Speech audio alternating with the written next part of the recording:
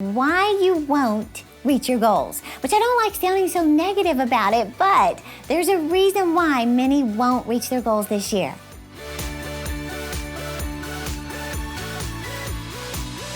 Hey, it's Terry Savelle Foy, your cheerleader of dreams. I want to talk to you today about why you won't reach your goals, which I don't like sounding so negative about it, but there's a reason why many won't reach their goals this year. Do you wonder how people you see on Instagram, they'll post photos that they lost 75 pounds, or they just bought their dream car, or here we are on a gondola in Venice, Italy, or, they just opened their own business and they're living their dreams. And you think, how are they doing this?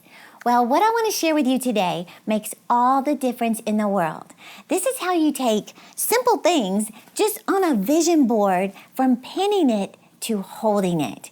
It's how my friend lost over 50 pounds and kept it off.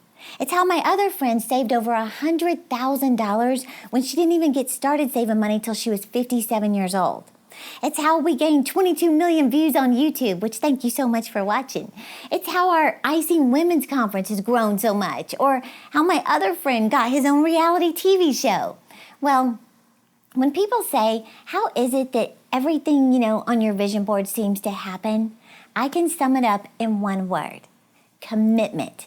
Committed when you feel like it and committed when you don't. This is the single most important key to success. How committed will you be to your dreams and goals? For example, this is just a dumbbell.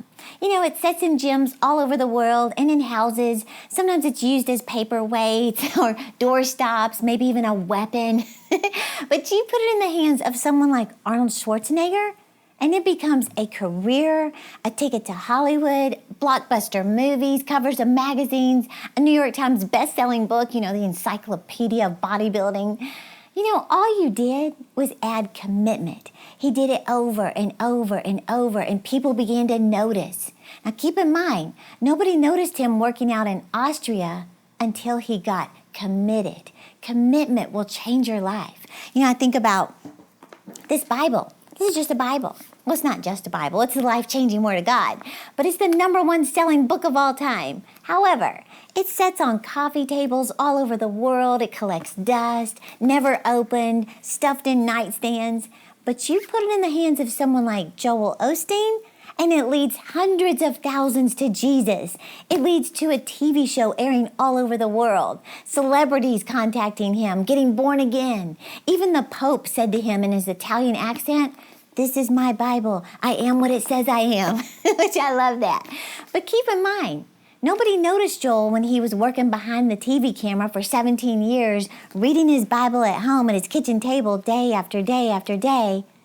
But he was committed, and his commitment led him to what he's doing today. Well, one more example. This is just a cupcake, just a little piece of heaven. Which reminds you, ladies, I want to invite you to my annual Icing Women's Conference in Dallas, Texas, Labor Day weekend, where I'm going to teach you in person how to go after your dreams. But let me stay focused here. I just got distracted. But back to my cupcake. You put a cupcake in the hands of someone like Gigi Butler, and it leads to over 100 cupcake stores in 23 states across America, the largest cupcake franchise in the United States. All you added was commitment. And keep in mind, nobody noticed her and her mom in the kitchen baking every once in a while. It was when she got committed, she got noticed. Well, my question for you is, what will you commit to in order to achieve your dreams?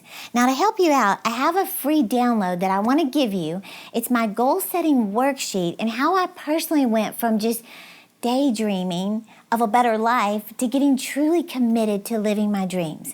And I want to teach you how to get committed to your big dreams. I want that for you. I don't want you to just make a vision board and then look at everybody else living their dreams and wonder, why aren't mine happening? You will never conquer what you refuse to commit to. And first of all, yes, dream as big as you can. This is how God works. He declares the end from the beginning. Jeremiah said, God's plans for you are good and not harm, to give you an expected end. Your vision board is an expected end. It's what you want to see accomplished. Well, God even said, all that your eyes can see can be yours.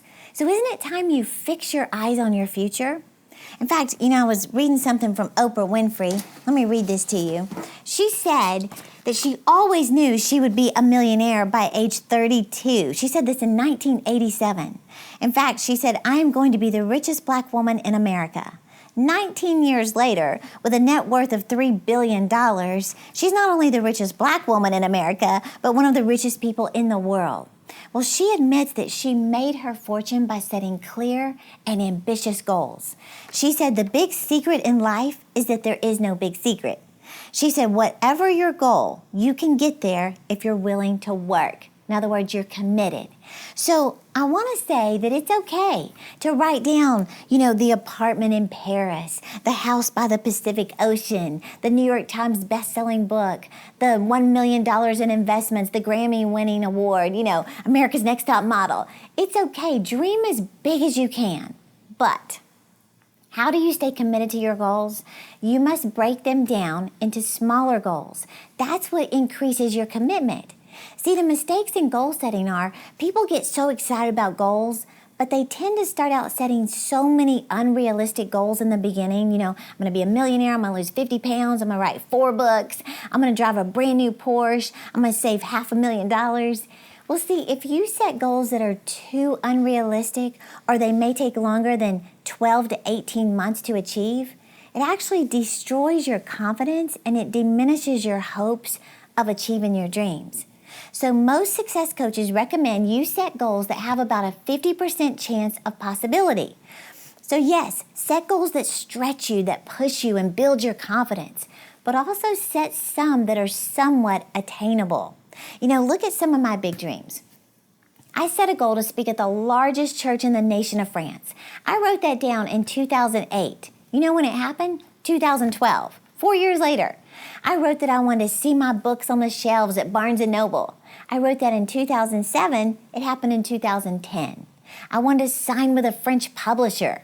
2009, I wrote that down. It happened 2 years later. I wrote, that I wanted to meet and speak at events with John Maxwell, and I put a fake picture of me and John Maxwell like we're buddies. I wrote that in 2011. It happened in 2013. I wrote that I wanted to save $100,000. That took me years to do. So my point is, if those were the only dreams I wrote down, I would be frustrated for years and years and years. So you have to set smaller goals that help you stay committed to them. So imagine it's December 31st and you're saying this is the best year of my life. What needs to happen for you to say that? Go ahead and write your top 10 goals. And let me just remind you, 97% of American adults are trying to live their lives without clear, specific, written goals.